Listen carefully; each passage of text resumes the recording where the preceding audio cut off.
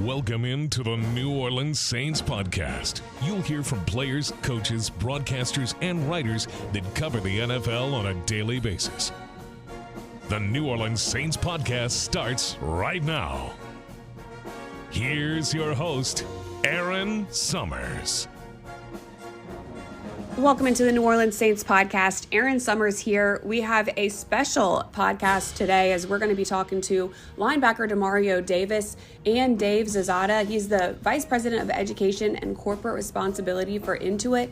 They are teaming up for a really cool event over the Super Bowl. Intuit is hosting an Inspire Change Finlit Forum. It is scheduled for February 3rd during Super Bowl week, and it aims to inspire students to become financially literate. It is really important for people of all ages to become more aware and educated on financial literacy because it's something that is never going to change. You're going to need it your entire life. This event is a collaboration between Intuit, the NFL, and the New Orleans School District to introduce students to personal finance concepts in a fun and interactive way and inspire them to become financially confident and capable. And having Demario Davis there is going to be great for the students to be able to hear from him and learn from him and things that he's learned throughout his life and career.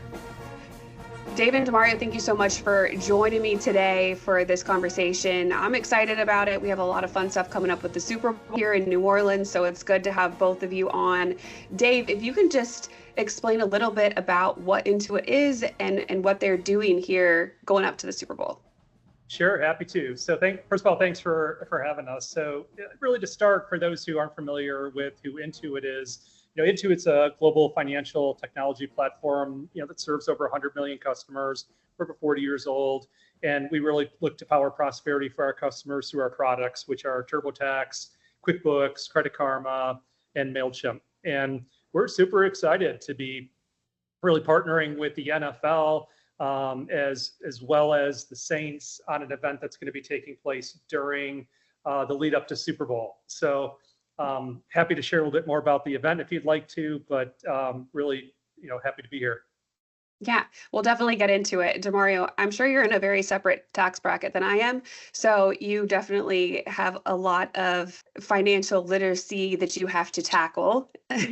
But how does it play a role for you and what you're doing with not only work, but outside of football as well? Yeah, I think firstly, it's an honor to be on with you, Erin and Dave. Thank you guys for having me. I think financial literacy is such an important component of all of our lives, no matter where we are at. It's when I think about my own journey in coming into the league, I'm so grateful for my wife, Tamala, and the role that she played. She had a lot more financial literacy when we got drafted than I did. Imagine being a college student that just essentially got dropped off. Everything's paid for on scholarship. And so you really don't have to do anything understanding balancing a checkbook, really having to pay a lot of bills and all those different things. Well, my wife had 3 jobs. She had her own apartment.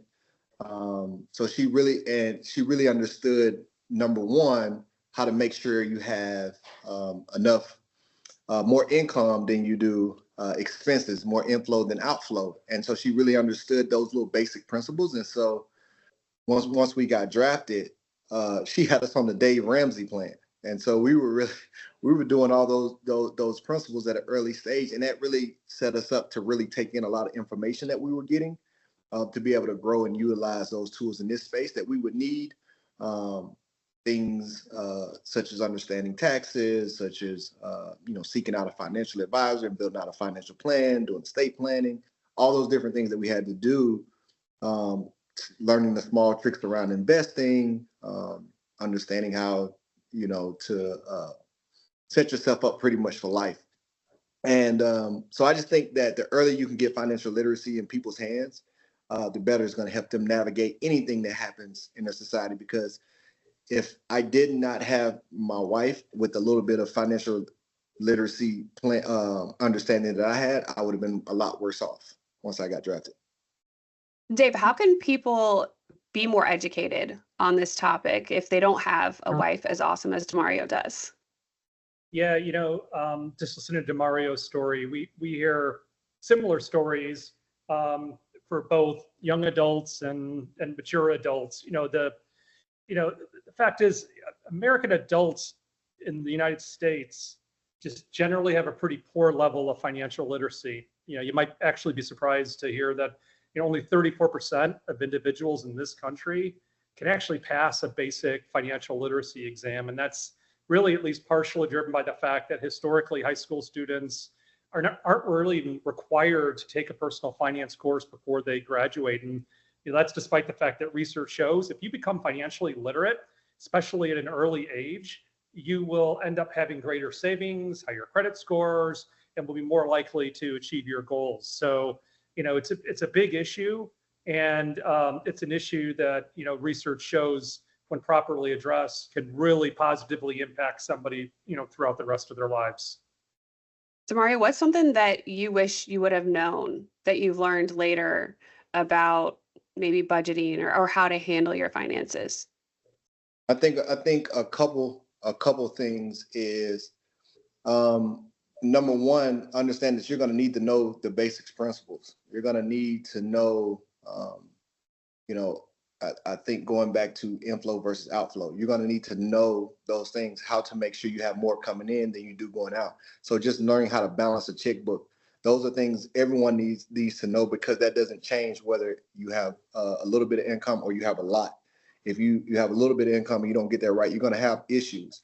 If you make a lot of money, you're going to have a lot of issues, and that's the only difference. And one of my funny quotes I heard was, learn how to balance a checkbook or make enough money that you don't ever have to. But I don't think that's ever a real thing, because even if you make a lot, you're going to have to know how to do that in some capacity.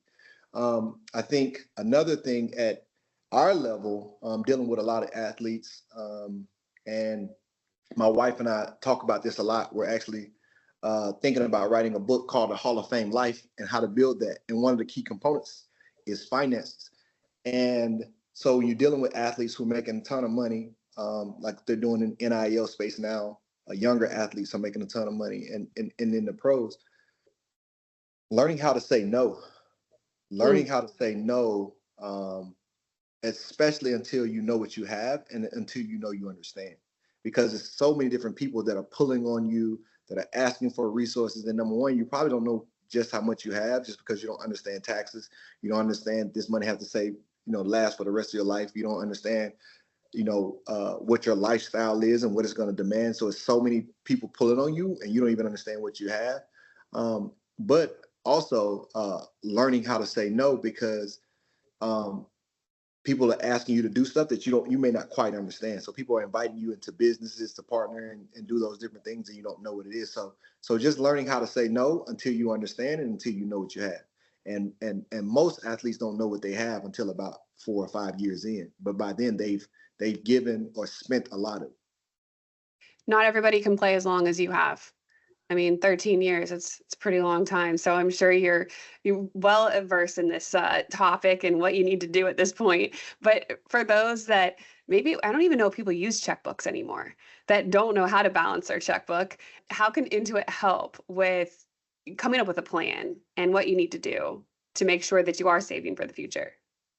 Yeah, we've been working for years to address this problem that I was speaking about. Demario's illustrating, even for professional athletes. And we've taken kind of the experience that as a company we've generated over the last 40 years to create free educational resources that we make available to students both in high schools and in college. And really kind of the two primary resources we make available are Intuit for Education, which is a free comprehensive curriculum, utilizes real world tools in real world scenarios, using games and simulations that are powered by Intuit products and others, to make really learning and practicing finances, really actually fun. So, our goal is not just to help kids become financially literate. We want them to become financially capable and confident. So don't just learn the concepts, defining what taxes are, et cetera. We want to make sure that through using our resources, kids can ultimately practice those concepts, apply them so that they can feel comfortable when they graduate and actually have to start doing it for real. So this Intuit for Education curriculum helps us do that. And another thing that we do is we have our annual Hour Finance Challenge, which is a free national competition we run during Financial Literacy Month in April. And that introduces students to basic financial concepts, just like Demario was talking about, through a financial game called Prosperity Quest. And students get to play the game, they compete against each other, and then their schools compete against other schools to become state and national champions. So they learn while also competing and having fun. So, that's really been the approach we've taken as we've tried to help address this issue and some of the free resources that we make available.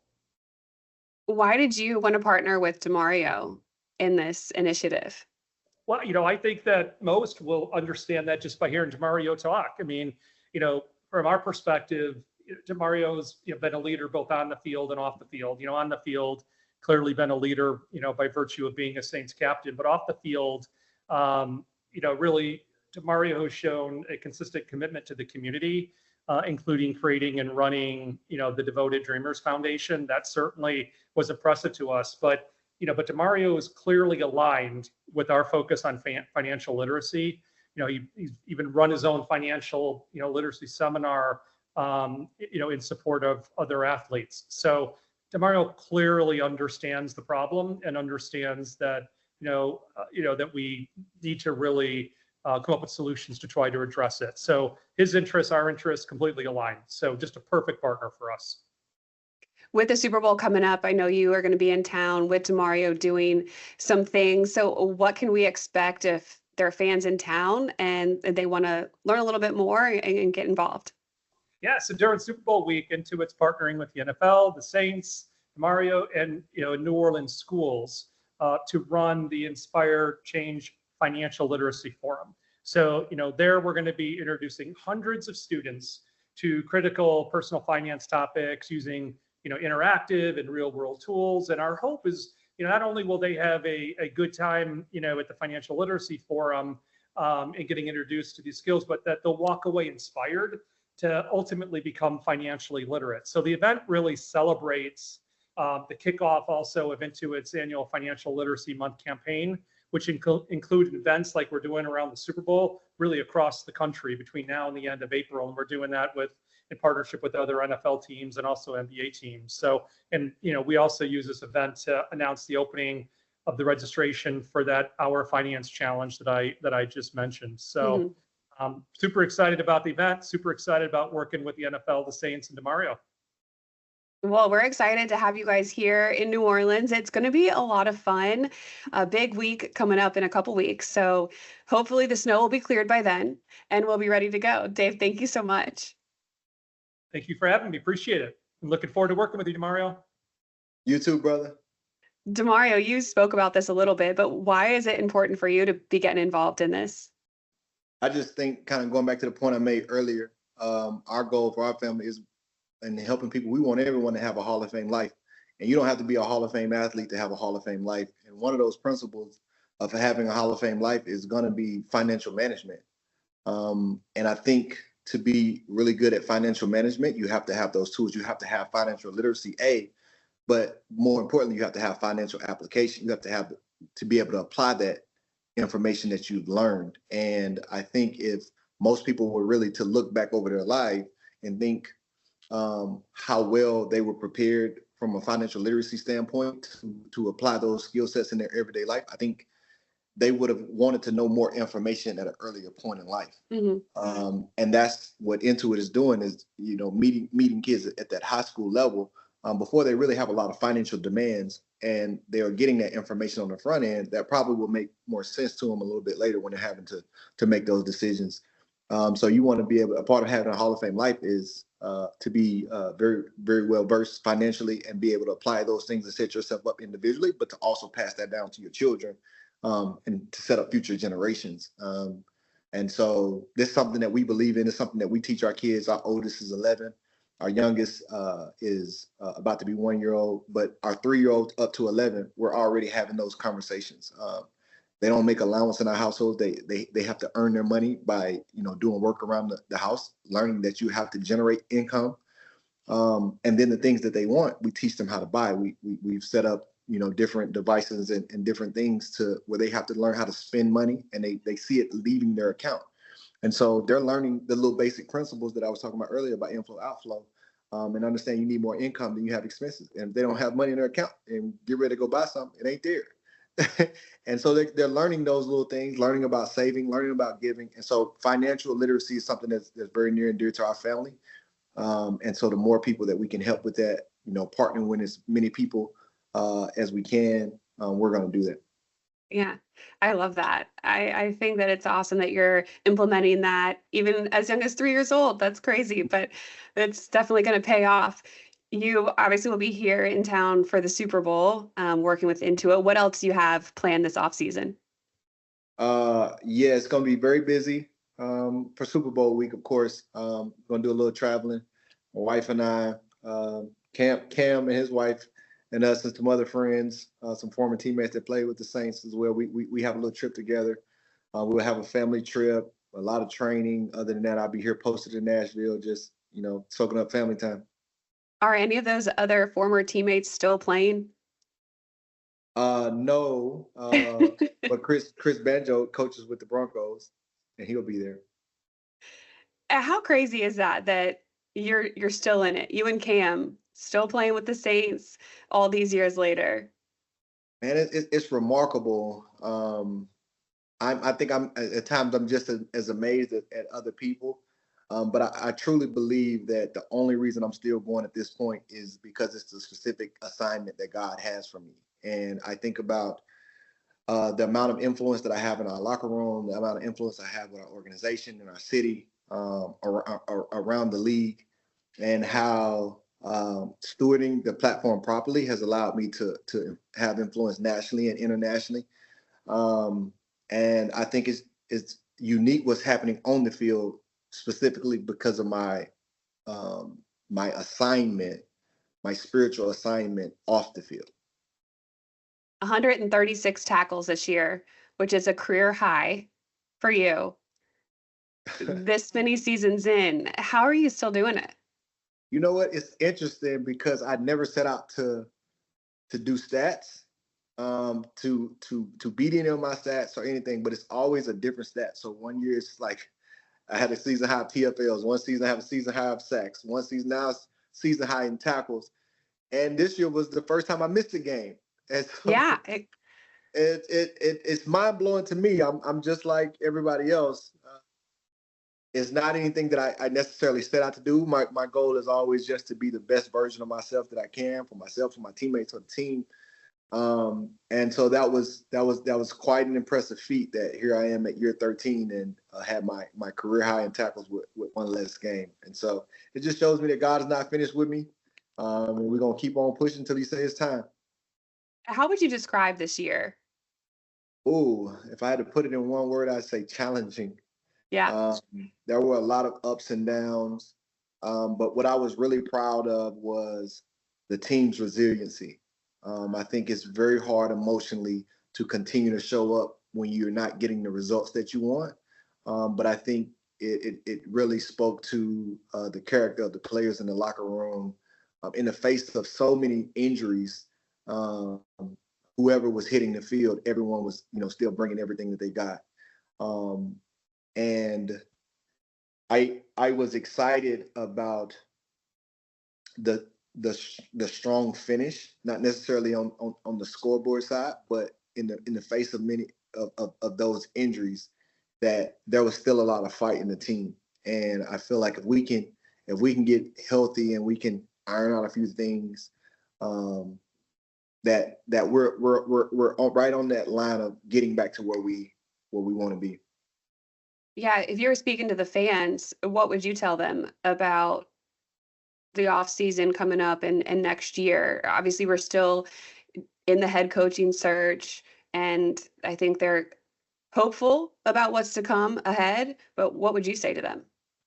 I would just say don't get discouraged and to remember that we're all in this together, right? Nobody is pleased with the results. And it's not okay with anybody from the top to the bottom. That we are in a results-oriented business. We are in a competitive business. but to realize that we have a good organizational structure, and that everyone can't say that. You know, I played on teams that are constantly in a rebuild mode and are constantly shifting and changing things, and you can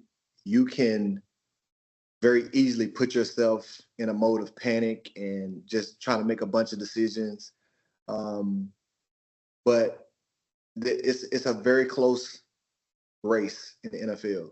The margin for winning and losing is so small that it doesn't require these major shifts and change to get, just the same way that we didn't make a lot of major shifts and change, and we were on the top of the contending side. Now we're closer to the bottom of the contending side. It didn't require that much for that shift to happen. And the same way it doesn't require that much to shift back. And but what is very hard to get is the character and the makeup of our locker room. That doesn't happen. And so the front office gets a lot of credit for the players that they've brought in that have that type of mentality. You can see it on teams that when they're out of it, they just check out. Mm-hmm. And that speaks to the character of the locker room. And so the front office played a good part, but also the players in the locker room deserve a lot of credit. That requires a lot emotionally, it requires a lot mentally, it requires a lot physically. As banged up as we were, guys were still trying to find ways to get to the field. Even at a point where we technically didn't have anything to play for. So I think that speaks to the dynamic and the culture. And I think in hard times, if fans should see that and be encouraged. Mm-hmm. Because what you don't want to have is an organization full of people who don't care. And I think it is concerning, and there is an urgency around fixing the issues that have brought us here. Whether it's keeping guys healthy or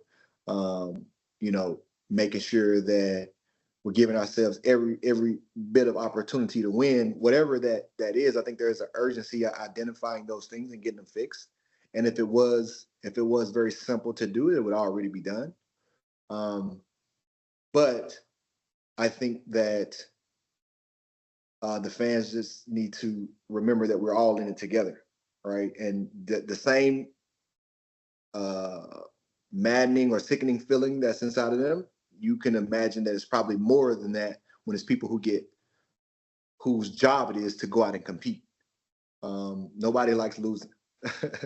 And so just because we're able to show up and speak about it and kind of talk about it in a politically correct way doesn't mean that we're not equally as angry or frustrated or saddened by the results that have been handed. And so it's like, let us just stay the course and see where it goes. I appreciate the way that you guys do handle losing, because I'm the one that has to ask questions sometimes. And I appreciate you guys showing up and giving us responses. I know it's not easy, but it does speak to the character of everybody in the locker room, as you mentioned, the way that they've built this team. There were a couple of changes throughout the season too that a lot of the players talked about when Darren Rizzi took over as interim head coach, how he changed up the seating in the locker room, and he took down the barriers that were up since COVID in between the lockers. And how do you think that had an effect on things? Just a couple of those little changes that he implemented midway through the season. Yeah, I think anytime you go through a coaching change, is really tough, especially when you have a coach who's done so much for the organization. Coach Allen will always have my respect. Man, had a lot of success under him, and wish him well in all his endeavors. But when Coach Rizzi took over, he took the bull by his horns, and man, it was an amazing, impressive form or display of leadership that he really took on. And I knew him to be a great special teams coach, but to see him step into that head coaching role so strong and confident and bold, and see how players responded to that, I think as a head coach, two things that's vitally important is, will players run through a wall for him, and will he give the team the best chance to win? And I think he has such a great understanding of the game, and he's such a relatable person that he gives you both of those things. And I think that in the midst of the adversity, the emotional adversity that we were all under, we had lost 7 games in a row, and in the midst of chaos, we were still losing players at a rapid rate. Our top receiver had just went down the game before. He came in and he shifted the culture. He shifted the culture in a way, because you already have a strong culture, but it's not necessarily a winning culture. And so we're together, but we're not winning. And so when you're not winning, that can cast a lot of doubt in people's mind, and everyone kind of is looking for direction. And he came in and grabbed the bulls by the horn and pointed us towards the light. And I would say we finished strong despite the pieces, in spite of, our situation, just from a personnel standpoint. We end up losing the quarterback, and by the end of the season, you don't have your starting quarterback, your starting running back, your 2 starting wide receivers. Part of your offensive line, you're missing two corners that started the season off. It's a lot, and but he found a way to navigate it through, and I felt like every game that we played, as we finished the stretch, we walked into all those games feeling like we can win those games. And so I think that speaks a lot about him. Do you think Rizzy would run through a wall for you? I would hope so. I feel like he's got a little bit of that crazy in him. Yeah. Oh, absolutely. Absolutely. That's that New Jersey in him. Yeah, he definitely coaches with a lot of passion, but I think it is appreciated for sure. What was your favorite game this season? Ooh, my favorite game, I probably would say, I love playing a game, but probably most enjoyable for me was Washington. Yeah. It was later in the season, so I can't. It was games I enjoyed, especially early on. But I think that game just uniquely stuck out because of it was such a challenge to stop their run game, and we knew it would be. And I just think Jaden Daniels is Rookie of the Year for a reason. But it was a challenging game, and despite us losing, I feel like we had one of our better defensive performances, and that was just a fun game for me. It was a lot of plays to be made out there. Yeah, there were 8 sacks by the Yeah. defense in that game, so there were definitely a lot of plays being made. You mentioned the injuries and people still sticking through it. Nephi Sewell came back this year after tearing his ACL, and he played in the last game, got his first career sack. For him, what kind of motivation did you help provide? And then how cool was it to see him get that moment? None that I know of. I don't think he needed it. If I was going to paint a picture of what being a pro means, I would use him as an example.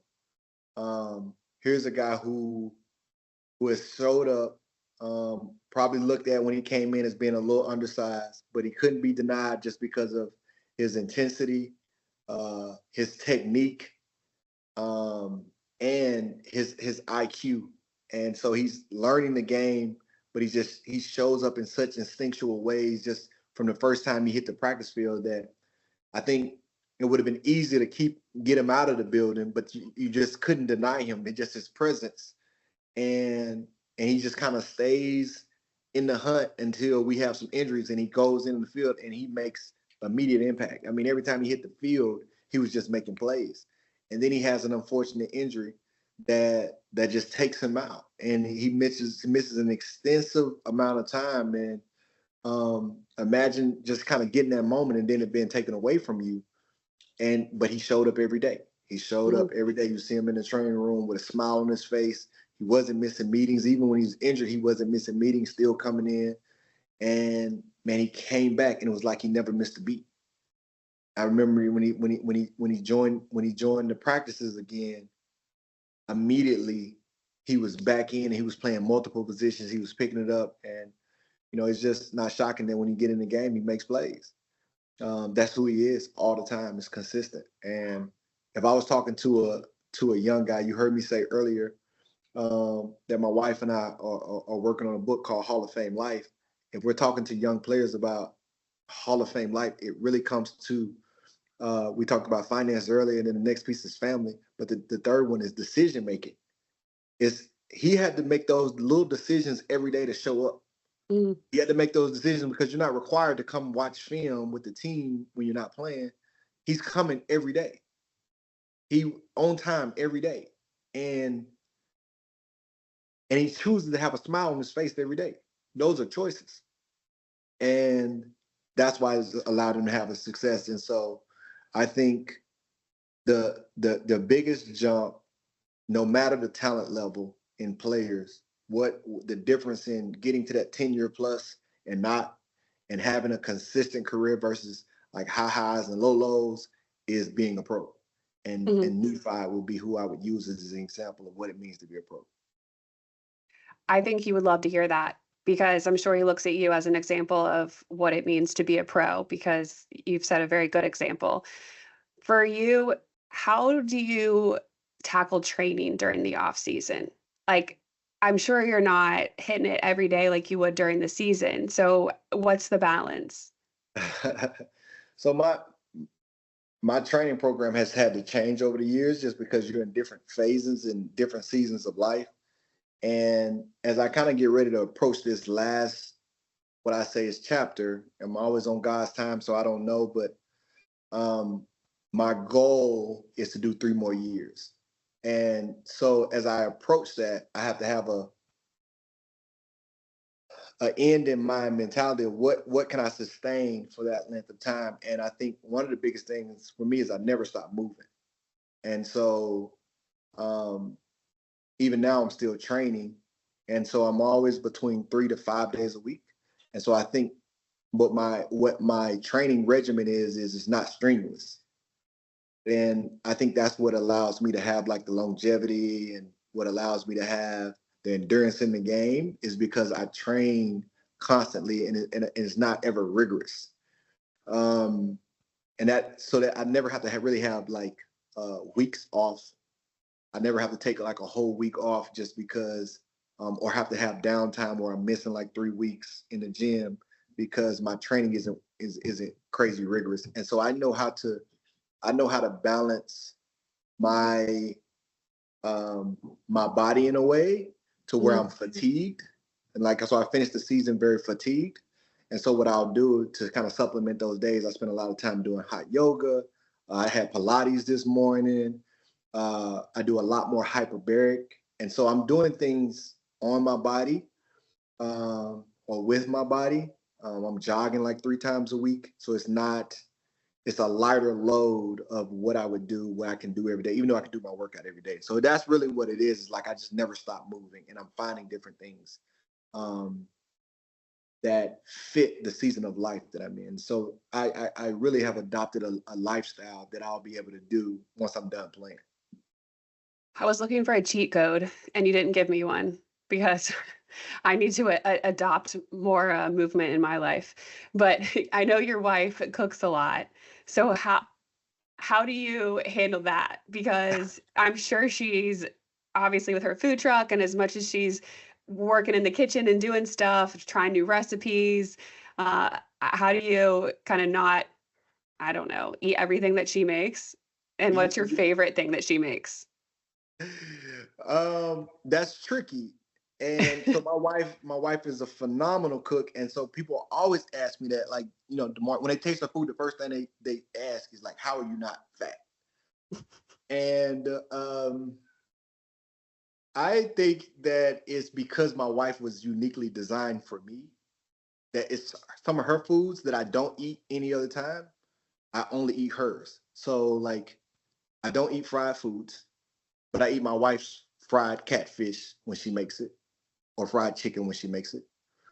I don't eat cheese, but I eat cheese when she makes a spaghetti or a pasta or something like that. And so her food is like my cheat day. And so it's like, and I just feel like, or at least I tell myself this, or it may be like a placebo. I just truly believe that like eating her food, her dishes, is almost like it does my body good because she was designed for me. So she was designed to make those meals for me. And I just say no to it everywhere else. And so I'm very specific about what I take in, but with her, that's where I allow myself to divulge. That's fair. I like that. This is a question from John DeShazer. He said that I had to ask you, are you having another night of worship? Ah, great question. Derek and I, we've kind of tossed around the idea, but we haven't solidified if we're going to do it again. But I think that's something that people should stay on the lookout for. Okay. I mean, you got to mix it up a little bit. We need a bigger venue. We can get some more people in there. Yeah. Yeah. It's a lot of great worship leaders out. It's a lot of dynamic speakers. And we do have a couple of other venue options that we looked at last year that, may suffice for this year. We would imagine it would be bigger and better. Yeah, has to be. How are you going to be bigger and better in year 14? Great question. I think right now I'm still in a season of reflection. So once, you kind of not in the playoffs and the games are still happening, I'm still training. I always train all the way up to the Super Bowl, but I'm really just depressing from the season. I'm spending a lot of time just kind of reflecting, spending the time kind of going game by game, what I did well, what could have been better, what went well individually, what didn't go well individually, what went well collectively, what didn't go well collectively. And as I have all that downloaded, and I'm not there yet, I'll start to build a fresh vision for what needs to happen and what type of presence I need to show up in year 14. And that's kind of a process that I do every offseason. And I think at this point, what it allows me to do is show up better every year. And that's what I plan on doing. I don't plan on slowing down. I don't plan on regressing or taking a step back. I plan on from a wisdom aspect, coming in sharper, coming in better, coming in a way that not only elevates me, but elevates those around me. Do you actually go through and watch the film again? Absolutely. Game by game. And so I have a coach that we kind of watch it together. And we're not watching the whole game, but we're watching for specific things in different games. I hate watching my stuff back because I pick it apart so critically. And I know all the times that I say, or I mess up words or I say something wrong. Are you hard on yourself? Absolutely. You have to be your harshest critic. You have to be your harshest critic. I was just about to say there's nothing wrong with it. That's why you're going back through. You're not going back to watch the highlights. You're going back to watch the lowlights. Somebody else will praise you for the highlights. It's your job to fix the lowlights. Yeah. But it's good that you watch it with somebody too, because they can give you some more perspective. That's what's hard. That's what's hard is to humble yourself to take that in. Yeah. That wasn't that bad, but somebody saw it. So it must be worth changing. Yeah. Well, thank you so much for the time. I always love talking to you. I appreciate how honest you are and open with us about everything. And I can't wait for next year. I'm excited about a new, fresh start for the team and what we can do in this next season. Thank you, Erin. Looking forward to it as well. You have a blessed one. Thank you. See you during the Super Bowl. All right. Take care. Really appreciate Demario joining us on the podcast today. Always a pleasure getting to talk to him. And Dave talked about the Hour of Finance Challenge that's coming up. There are a bunch of other financial literacy forums that they're hosting across the country, the San Francisco area, Washington, D.C., LA and San Antonio. It's going to be during month of March and April. That one in San Antonio links up with the NCAA Final Four Fan Fest that's there. That's another really cool opportunity for students, fans that are in attendance wanting to see some basketball. Like, they're going to be coming here for the football and Super Bowl event to walk away with a little more education on a really important topic. So appreciate Dave and Intuit for joining us on the podcast today, and all of you for listening wherever you get your podcasts, or as always on NewOrleansSaints.com. Thanks for listening to the New Orleans Saints podcast. Join us 3 times per week on NewOrleansSaints.com, the Saints mobile app, or you can download the podcast on iTunes. We'll see you next time, right here on the New Orleans Saints podcast.